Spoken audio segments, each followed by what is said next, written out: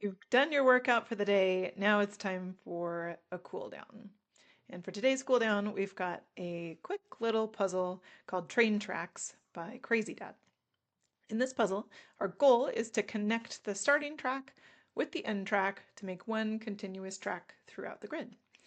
Now there's some clues that will help us figure out how to connect the tracks, and you'll find them on the outside of the grid, these numbers here. They tell us how many of these white squares have tracks in them. So I'm going to start with the fours. Those are kind of the easiest. That just tells me that all four of those squares are going to have tracks in them. So I'm going to color them green. Next, I'm probably going to color these two squares green since they already have tracks in them. I know that those are track squares. Now there's only a 3 in this column, and I already have 3 green squares colored in, so I know this square is not going to have a track in it. I'm going to color it red. Where else can we go with this? Oh, there's another 4 on the top here. All 4 of these squares are going to have tracks in them. That means this 2 is done. We already have 2 green squares in that column, so I'm going to color these red.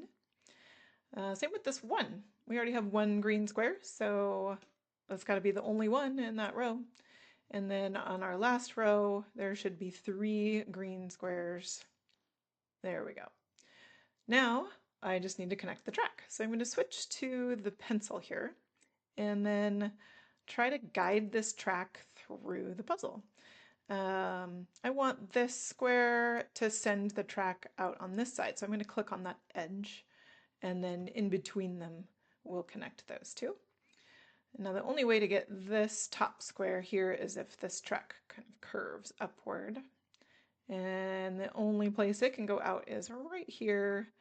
I need to get this corner square, so I'm going to send it over to the corner, circle it down and around, and from there it's pretty clear that our track is connected. Now you give it a try.